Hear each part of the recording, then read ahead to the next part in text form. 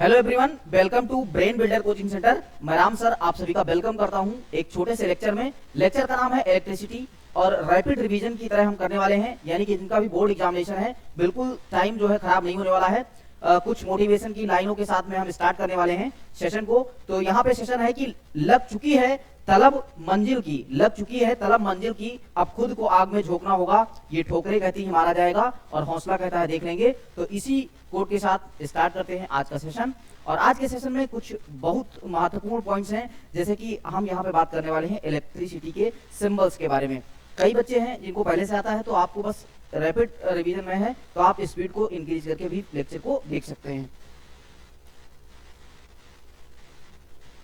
तो यहाँ पे सबसे पहले अगर हम बात करें तो आज के बाद अगर कोई भी डिवाइस आप देखेंगे तो आपको वो सारी चीजें क्लियर होने वाली हैं। जैसे कि हमने ये रिमोट देखा, तो इस रिमोट को जब ओपन करते हैं, कई बार हम छोटे बच्चे थे जब तो वहां पे कई बार जो खराब होता था उसको दे देते थे, तो हम लोग उसको निकाल करके देखते थे कि हाँ ये इसमें क्या है, इसमें क्या लगी है चीजें। तो वो सारी चीजें आपको अभी पता होने वाली हैं।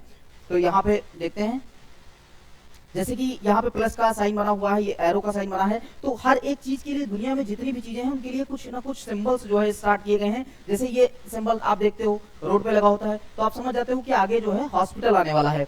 इस का मतलब होता है कि हम जो है आने जाने का, एरो का मतलब कि रास्ता है कोई, उसको इंडिकेट करता है। तो इसी टाइप से हमारे जो इलेक्ट्रिकल डिवाइसेस होते हैं उनका भी जो है अपना एक सिंबल्स होता है। तो इस सिंबल को देखने के लिए, जैसे कि ये है सर्किट ऑफ टेलीविजन, ये टेलीविजन की पूरी प्लेट है। कभी आप जो है इलेक्ट्रिसिटी की कोई भी दुकान पे जाएं इलेक्ट्रिकल की, तो वहां पे देखेंगे जो मैकेनिक होता है वो बना रहा होता है, तो कुछ इस तरीके की डिवाइस वहां पे निकल के आती है। अब इसमें कौन से डायोड हैं, कौन ट्रायोड हैं, ये सारी चीजें आप इंटरमीडिएट में पढ़ेंगे, लेकिन आपके अभी काम की जो भी चीजें हैं उनको हम दिखा देते हैं। To make drawing of circuit easy, let's learn electrical symbols. आप एक बार ट्राई करिएगा बना करके, जो भी सिंबल्स हैं आपके सिलेबस में उनको एक बार चेक आउट करिए। कोई दिक्कत नहीं है, बना पाएंगे तो भी ठीक है, नहीं बना पाएंगे तब भी ठीक है। तो यहाँ पे इलेक्ट्रिकल सिंबल्स, इलेक्ट्रिकल सिंबल्स का सिंपल सा एकदम बेसिक सा ये सेल है, और यहाँ पे होता है पॉजिटिव टर्मिनल और इधर होता है नेगेटिव टर्मिनल। अगर सेल बना है यानी किसी भी सर्किट में आपको इस टाइप का जो है साइन मिल जाए, तो आपको समझ जाना है कि बात किसकी हो रही है, बात हो रही है सेल की। नेक्स्ट अगर हम बात करें, यहाँ पे यह है बैटरी, और बैटरी का कुछ सिंबल इस टाइप से होता है। यानी कि बैटरी की अगर बात करें तो यहाँ पे सेल जो होता है वो छोटा होता है, उसका वोल्टेज कम होता है, और बैटरी का वोल्टेज थोड़ा ज्यादा होता है। तो यहाँ पे नंबर ऑफ जो सर्किट्स हैं यहाँ पे ज्यादा हो जाती है, ये पॉजिटिव और इधर नेगेटिव।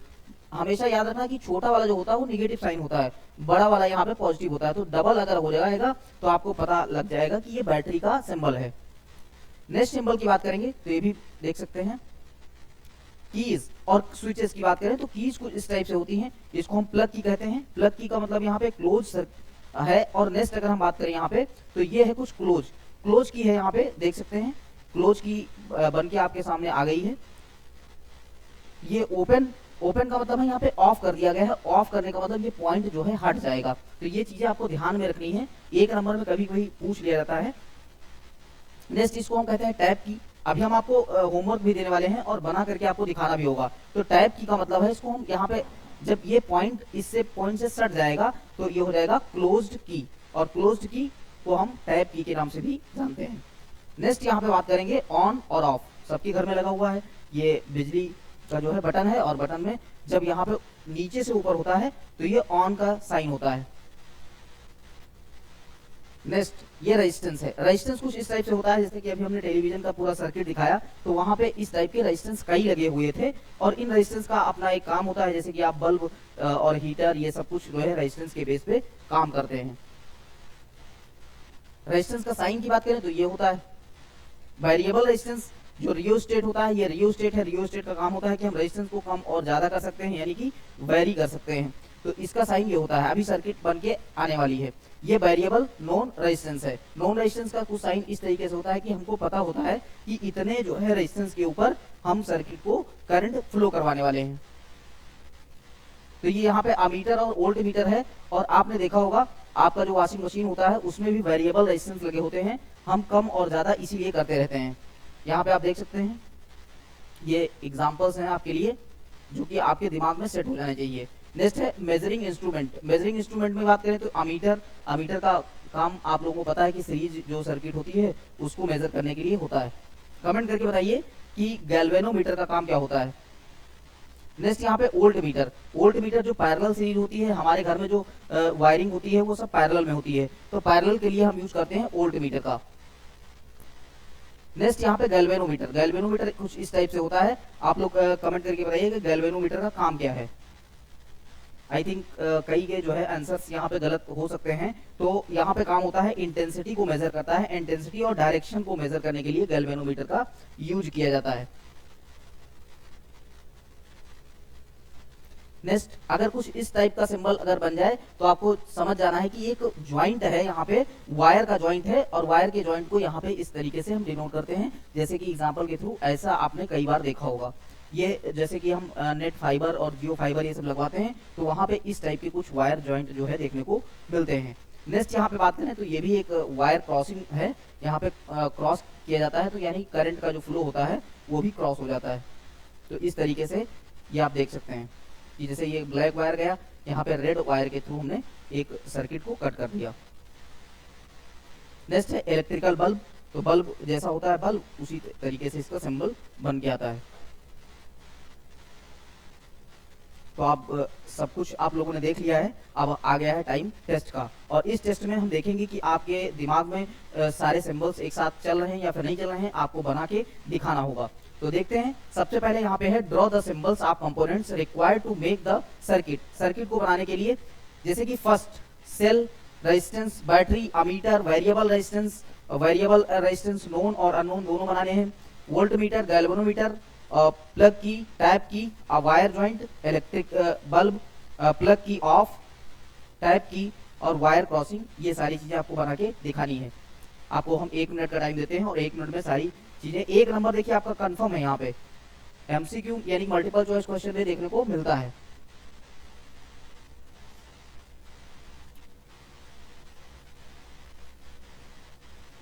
कई बच्चे यहाँ पे कह रहे हैं कि मिल्क पी रहे हैं, तो आपको भी मिल्क पीना चाहिए, स्वास्थ्य के लिए काफी सही होता है। और आंसर आप करते रहें, जो कि आपके लिए इंपॉर्टेंट है।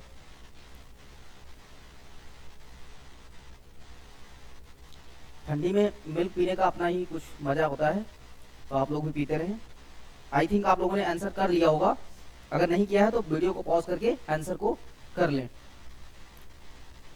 सेल जल्दी से रिवीजन करते हैं। रेजिस्टेंस, बैटरी, अमीटर, अमीटर का यहाँ पे पॉजिटिव और नेगेटिव है, ध्यान रखना। वेरिएबल रेजिस्टेंस कुछ इस टाइप से अननोन होता है, जो नोन होगा उसके ऊपर से ये तीर ऐसे बन के आएगी। Volt meter plus minus V लिखा होगा, गैल्वेनोमीटर प्लस माइनस जी लिखा होगा। नेक्स्ट यहाँ पे प्लग की ऑन है, यानी कि पॉइंट होगा तो ऑन है, अगर पॉइंट नहीं होगा तो ऑफ है। यहाँ पे टैप की। नेक्स्ट है wire joint, electric bulb, plug की यहाँ पे ऑफ है। देखिए यहाँ पे पॉइंट है तो ये ऑन है, पॉइंट नहीं तो ऑफ है। टैप की कुछ इस तरीके से, वायर क्रॉसिंग आपने देख लिया। तो इस तरीके से आई थिंक सबके आंसर यहाँ पे सही होंगे। अगर नहीं सही है तो एक बार दिमाग में पूरी तरीके से सेट कर लें। Some important points to remember, ऐसे पॉइंट्स जो आपको याद होने चाहिए, जैसे यहाँ पे देख सकते हैं। ये क्या है? वाइल, ये बैटरी है। While connecting cells to each other always connect unlike terminals. Unlike terminals का मतलब है प्लस और माइनस। जैसे कि जब माइग्रेट होता है वो प्लस माइनस हमेशा अट्रैक्ट होते हैं, नॉर्थ और साउथ पोल अट्रैक्ट करते हैं। तो इसी तरीके से जो अनलाइक टर्मिनल्स होते हैं उन्हीं को हम कनेक्ट करके, जैसे कि 2 सेल आपके पास है, मान लो सपोज दैट ए रिमोट है और रिमोट के अंदर सेल होंगे, उन सेल को हम ये नहीं कि जो निकला हुआ होता है पार्ट, उसको ही हम जो है दोनों करेंगे तो करंट का फ्लो नहीं होगा, हमेशा अपोजिट पार्ट होने चाहिए। ये देख सकते हैं अमीटर है, और अमीटर के पास में करंट का फ्लो हमेशा पॉजिटिव टू निगेटिव यहाँ पे करना होगा। ऐसे वोल्ट मीटर का हो जाएगा। तो यहाँ पे ये पॉइंट लिखा हुआ है, इसको देख लेते हैं। For devices like ammeter and or volt meter, the side from the which current enters is positive and the side from exit is negative. मतलब पॉजिटिव से आएगा और नेगेटिव की तरफ जाने वाला है। नेक्स्ट यहाँ पे एक डिवाइस देख सकते हैं, ये सर्किट बनी हुई है, और इस सर्किट में यहाँ पे अमीटर है, ये पॉइंट है। ये कौन सी की है? कमेंट करके बताएं। पॉजिटिव से निगेटिव यहाँ पे करंट का फ्लो हो रहा है, पॉजिटिव से निगेटिव, पॉजिटिव से निगेटिव देख सकते हैं यहाँ पे। as the current in the circuit is not divided, ammeter is connected in series with the cell।